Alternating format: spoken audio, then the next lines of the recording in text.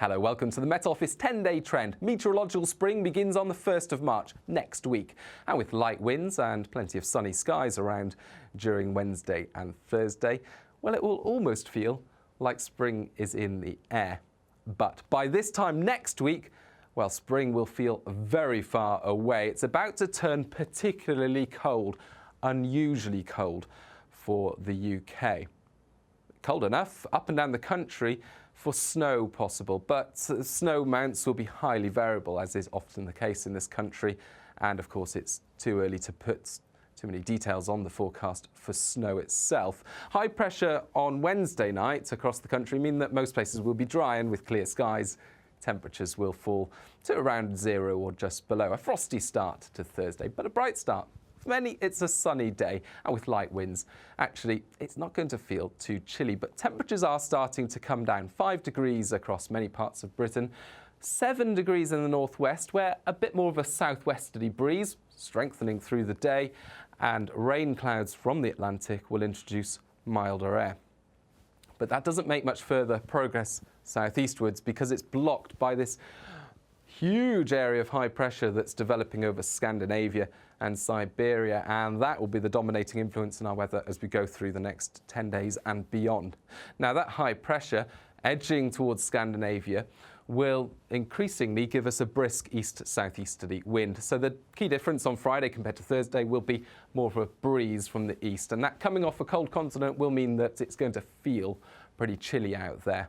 Temperatures on the thermometer will be similar, around 5-6 degrees or so. Add the wind and you can knock a few degrees off that in terms of how it will feel. So wind chill on Friday, and even more so as we go through the weekend. You'll see the isobars starting to tighten up across the country, and again, follow them back. We're getting the winds coming in from a chilly continent.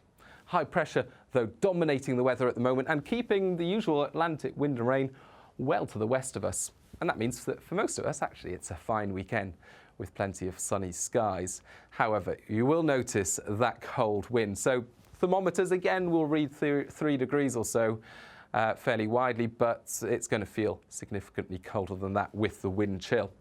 The wind also bringing in 1 or 2 snow flurries throughout much of the weekend, but on the whole, most places will stay dry and there'll be plenty of sunshine around as well. Big changes, though, as we go through Sunday and into the start of next week. Now, we begin the weekend with nothing particularly unusual. Yes, a chilly wind from the continent and a few snow flurries, but it's not exceptional for this time of year. However, this deep cold air here, all the way from Siberia, that's just waiting to come in. And through Sunday, you can see it engulfing the UK. This is unusually cold air, and it's being carried by the jet stream. Fast-flowing current of air 20 to 30,000 feet high in the sky. Normally, we see the jet stream meander across the Atlantic, but tending to come in from the west, bringing us cloud, rain, changeable weather, but also relatively mild temperatures.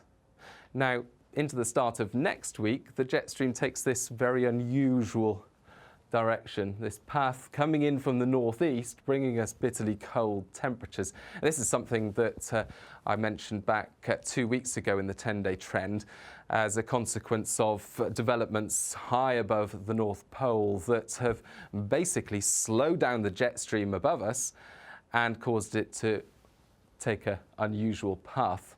So this cold air that it's bringing in from Siberia, well, that is unusual. How unusual?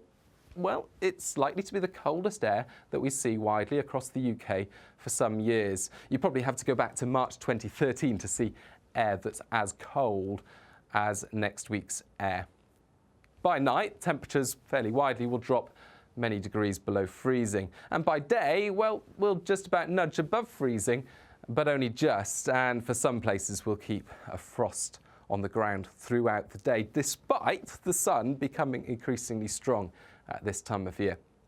That will feel even colder with that marked easterly wind, and the easterly wind coming over the North Sea later Sunday and into Monday will start to bring frequent snow showers. Now, these are showers, so they'll be hit and miss, but it's likely that it will be eastern and southern parts of Britain that bear the brunt of the snow showers through the first part of next week. And because they're showers, the amounts will be highly variable from place to place. Normally in this country, temperatures are marginal for snow.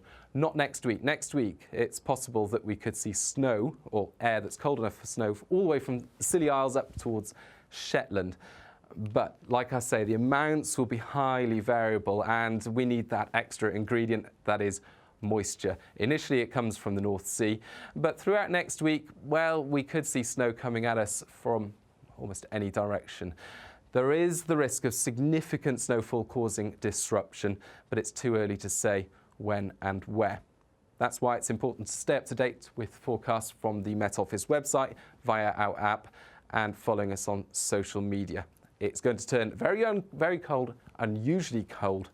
Stay up to date with all the forecasts.